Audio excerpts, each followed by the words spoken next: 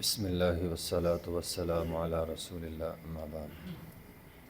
صفحہ نمبر ہے 250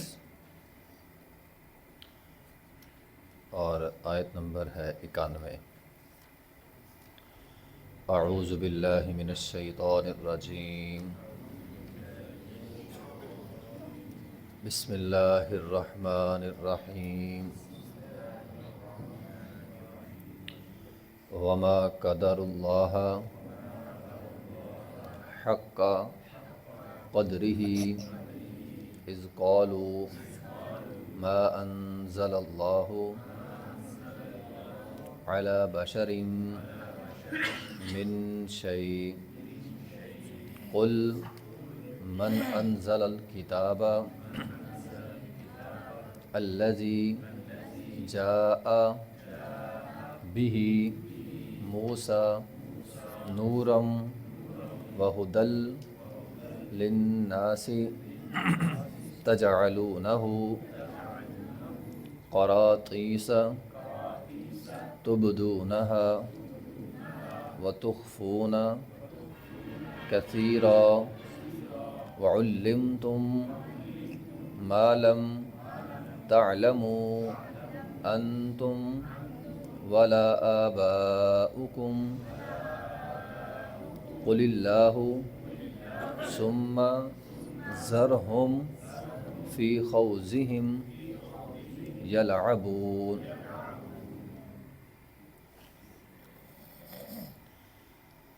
وما قدر اللہ، اور نہیں قدر کی انہوں نے اللہ کی، حق کا قدر ہی جیسے اس کی قدر کا حق تھا۔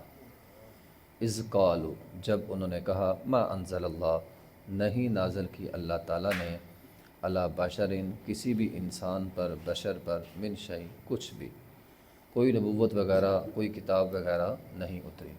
قل کہہ دیجئے، من انزل اللہ، پھر کون ہے وہ ذات جس نے اتاری، الکتاب کتاب، الذی وہ کتاب، جاء بہ موسیٰ جس کو موسیٰ علیہ السلام لے کر آئے، نوراً جو نور تھی، وہدن اور ہدایت تھی، للناس لوگوں کے لیے، تجعلونہ تم نے بنا دیا اس کو، قراطیسا ٹکڑوں میں لکھی ہوئی، تبدونہا تم اس کو ان میں سے بعض کو ظاہر کرتے تھے، وتخفون کثیرا اور اکثر حصے کو تم چھپا لیتے تھے، وعلمتم اور اس کتاب نے سکھایا تمہیں، ما لم تعلموا جو نہ تم ما لم تعلموا انتم جو نہ تم جانتے تھے، ولا آباؤکم اور نہ ہی تمہارے آباء و اجداد۔ قل کہہ دیجئے، اللہ اللہ ہے، اللہ وہ ذات ہے جس نے وہ کتاب اتاری تھی، ثم ذرہم پھر ذرہم ان کو چھوڑ دیں، فی خوضہم اپنی بحث میں، یلعبون یہ کھیلتے پھریں گے۔ تو بات اس آیت میں اللہ تعالیٰ نے مشرکین مکہ کی بھی کی اور یہود کی بھی کی۔ مشرکین مکہ کا مسئلہ یہ تھا کہ طرح طرح کے بت بنا کے رکھے تھے۔ اللہ نے 18 انبیاء کا نام لے کر انہیں وضاحت کی۔ اللہ تعالیٰ فرماتے ہیں، وما قدر اللہ، قدر یعنی اندازہ لگانا، اصل حقیقت معلوم کرنا، تم اللہ کو جان ہی نہیں سکے۔ اللہ تعالیٰ فرماتے ہیں تم اللہ کو جان ہی نہیں سکے، اللہ کی معرفت ہی نہیں ہے، تمہیں اللہ کی پہچان ہی نہیں ہے۔ اب دیکھیں نا، جس نے یہ کہا اللہ اکبر، اور جس کا یہ عقیدہ ہے اللہ سب سے بڑا، اللہ اکبر ہے، تو پھر وہ کسی اور کے سامنے سر جھکا رہا ہے۔ گویا اس نے اللہ کو اکبر سمجھا ہی نہیں، اللہ کو اس نے بڑا نہیں سمجھا، اللہ کی معرفت اسے نہیں، اللہ کی پہچان ہی نہیں ہے۔ ایک طرف کہہ رہا ہے اللہ سب سے بڑا، پھر سجدہ کسی اور کے سامنے، گویا تو نے اللہ کو اکبر نہیں مانا، اللہ کو پہچانا نہیں۔ اللہ تعالیٰ فرماتے ہیں کہ وما قدر اللہ، انہوں نے میری قدر ہی نہیں کی۔ ضعف الطالب والمطلوب، جس کے سامنے یہ جھکتے ہیں وہ بھی کمزور، یہ بھی کمزور۔ طاقتور تو اللہ ہے، قدرت والا تو اللہ ہے۔ اذ قالوا ما انزل اللہ علی بشر من شیء، وہ کہنے لگے اللہ نے کسی انسان پہ کوئی چیز نہیں اتاری۔ بشر، سابقہ قوموں کا مسئلہ یہ ہوتا تھا کہ وہ کہتے تھے سارے جتنی بھی قومیں آئی ہیں رسول بشر ہے، ہم نہیں مانتے۔ اور ہماری قوم کا مسئلہ یہ ہے کہ ہم کہتے ہیں ہمارا رسول ہے ہی نور، وہ کہتے تھے نور آ جائے ہم مان لیں گے، بشر آتے ہیں ہم نہیں مانتے، اور ہماری قوم کہتی ہے ہمارا رسول ہے ہی نور، بشر ہی کوئی نہیں، نور ہے تو ہم مان رہے ہیں، بشر ہوتا تو ہم نے نہیں مانا۔ ہم بالکل الٹ ہے اس کے۔ اللہ کے رسول سارے کے سارے بشر تھے، سارے کے سارے انسان تھے، یہ بحث ہی فضول ہے۔ قرآن میں پیچھے بھی ہم پڑھا ہے، اگر فرشتہ ہوتا، نوری مخلوق ہوتا تو ہم کیسے اس کی پیروی کرتے؟ نہ اسے کھانے کی ضرورت، نہ پینے کی ضرورت، بشر کو کھانے پینے کی سارے کاموں کی ضرورت ہوتی ہے۔ یہ بحث ہی فضول ہے، اس لیے امت محمدیہ کو یہ بات سمجھنی چاہیے۔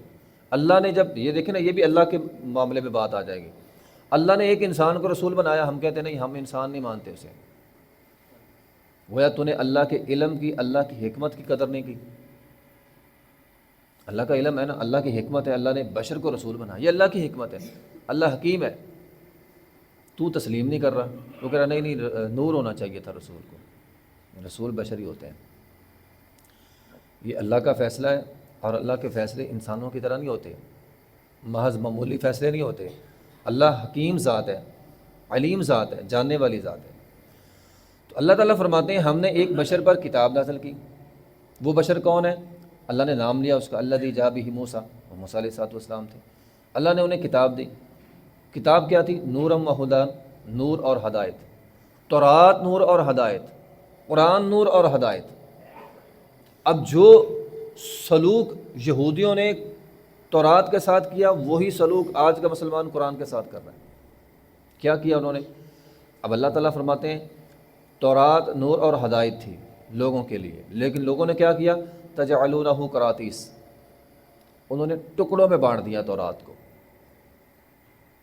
اور بعض ٹکڑے چھپا لیے، بلکہ اکثر ٹکڑے چھپا لیے، کچھ ٹکڑے ظاہر کر کے لوگوں کو بیان کر دیا۔ ہمارے مسلمان کیا کرتے ہیں؟ قرآن کو ٹکڑوں میں بنا دیا۔ یہ سورہ یاسین ہے، بھائی پورا قرآن کیوں نہیں پڑھتے؟ یہ فاتحہ ہے، فاتحہ پڑھنی ہم نے یاسین پڑھنی ہے۔ اور پھر ہم نے بھی قوم کو پڑھنے پہ لگایا ہوا ہے، بس سمجھنے پر پھر نہیں۔ جتنے لوگ یاسینیں پڑھتے ہیں، سمجھ کسی ایک کو نہیں ہوتی، کم از کم سورہ یاسین پر عمل کر لیں۔ فاتحہ پڑھنی ہے، فاتحہ کے اندر کیا ہے؟ کوئی پتہ نہیں کیا ہے۔ لوگوں کو یہ نہیں پتہ فاتحہ کے اندر ہے کیا، فاتحہ ہمیں کہتی کیا ہے، نہیں پتہ۔ ہم نے بھی قرآن کے ٹکڑے بنا لیے ہیں،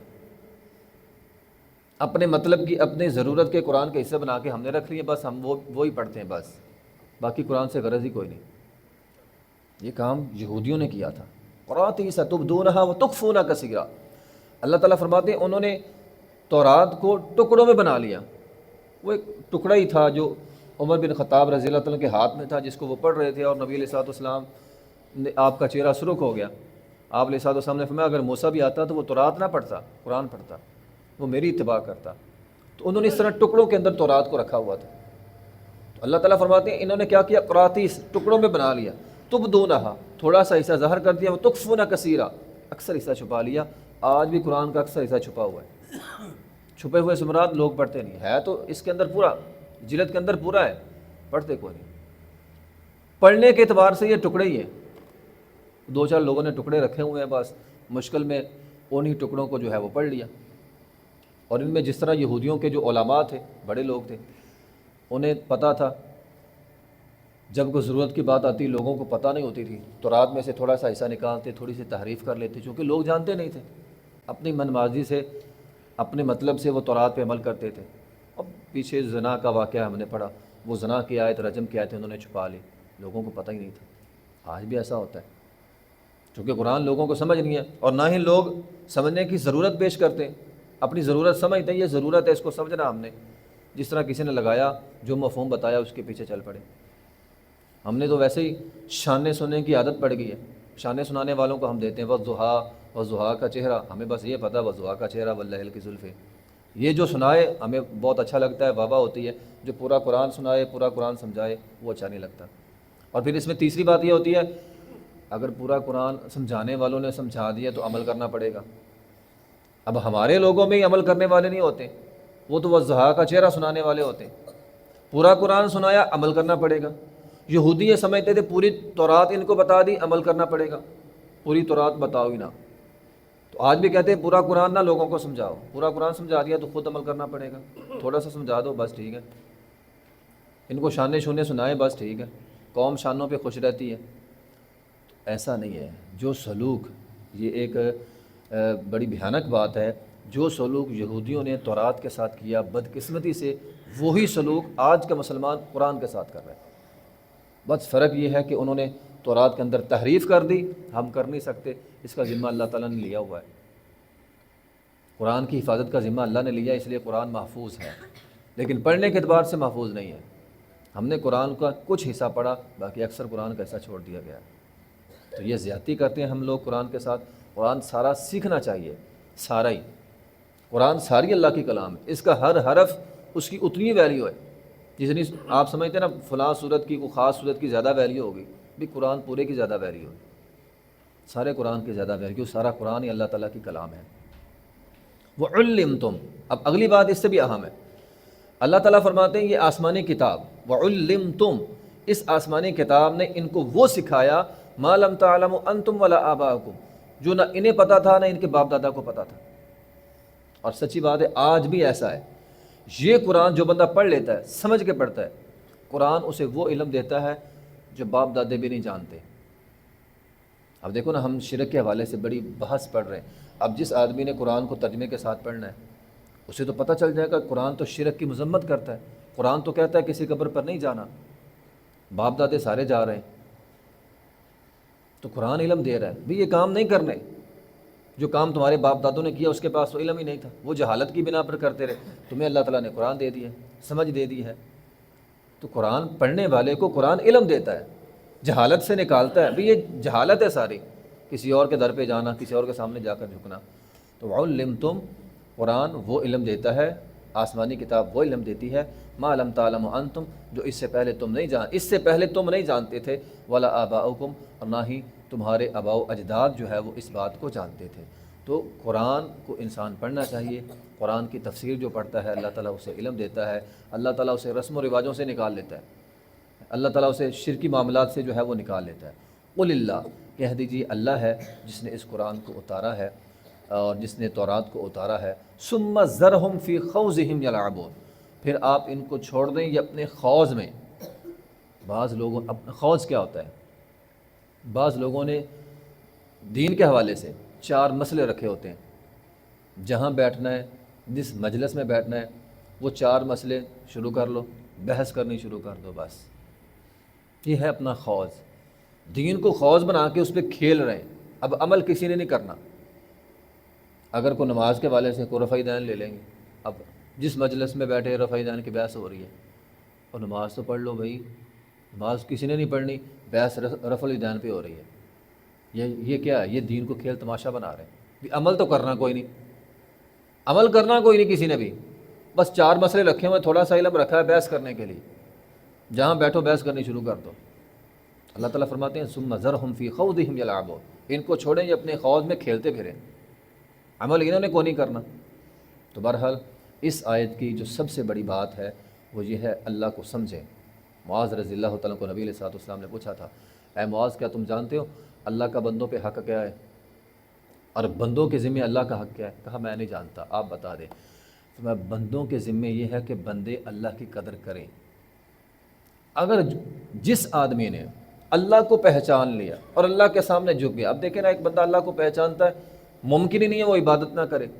جس نے اللہ کو پہچان لیا، اللہ کی عبادت کی، یہ اللہ کا حق ہے۔ جس نے اللہ کا حق اللہ کو دے دیا، اب اللہ کے ذمہ حق یہ ہے کہ اللہ اس کو جہنم کے اندر نہیں پھینکے گا۔ تو یہ بہت بڑی فضیلت ہے۔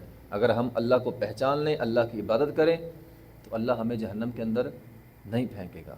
تو انسان کو کوشش کرنی چاہیے اپنے رب کو پہچانے، اپنے رب کو جو پہچان لیتا ہے وہ اللہ کے سامنے جھکتا ہے، اللہ کی عبادت کرتا ہے، اللہ اسے عبادت کی جو ہے وہ توفیق دے دیتے ہیں۔ وآخر دعوانا الحمدللہ رب العالمین۔